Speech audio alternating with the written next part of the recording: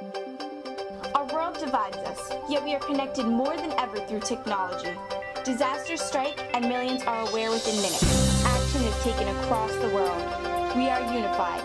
We make change. Something happens, we react. Welcome to React News. My name is Sandra. Did you know that a new book called The Forbidden City is coming out in the fall? The Forbidden City is not an ordinary city. There are many tales that come with it. The China Institute created the book so that Americans just like me can understand China's culture. There are two books, one for ages 4 through 9 and another for older children. The books include adventures, tales, emperors, power struggles, and more.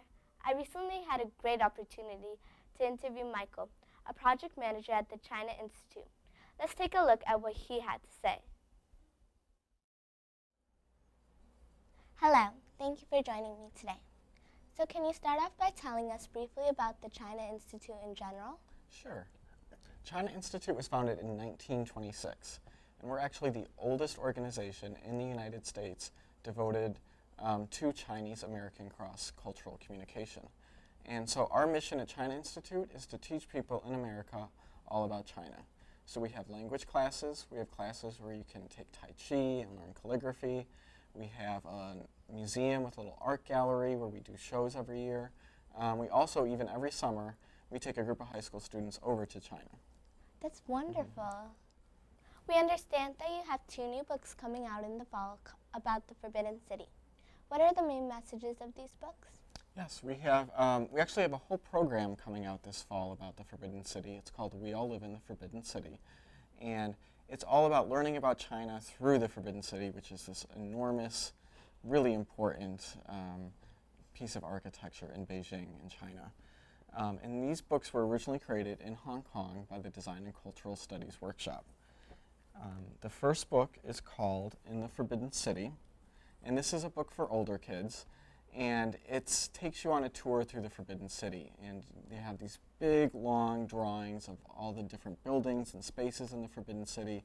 You get to meet the different people that lived in the Forbidden City and learn about all the things that happened there. That's amazing. And then the second book is called This is the Greatest Place. And this book is for younger children. And this is about a builder who gets sent into the forest by the emperor. And he becomes inspired by the animals living in the forest, by what he sees in the forest to build the Forbidden City. And it's really about how we as people all over the place become inspired by the nature that's all around us. That's really inspiring. Have you ever been to the Forbidden City? I have been to the Forbidden City, and it is really awesome. It's huge and enormous, and it's just breathtaking how big it is.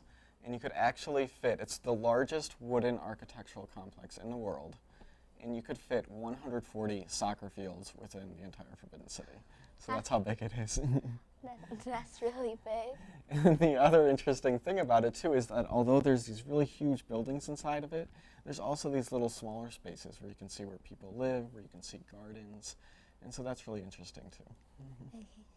What inspired you to join the China Institute? As a child, did you have books or education like this? You know, when I was a kid growing up, we really didn't have many books like this or about China or about the Forbidden City. As an adult, I became more interested in learning about China, and that's how I became inspired to join the China Institute. So working at the China Institute and working on these books and really bringing them out to kids now, that really means a lot to those books that I wish I would have had as a kid to kids today. Thank you so much. We're all very excited to check out the Forbidden City in the fall. Thank you. Thank you. There's a lot that we don't know about the Forbidden City that's important for us to understand if we want to understand China. I didn't know much about it, but now I do. If you're interested in the mysteries of the Forbidden City, then I advise you to watch out for this great book in the fall.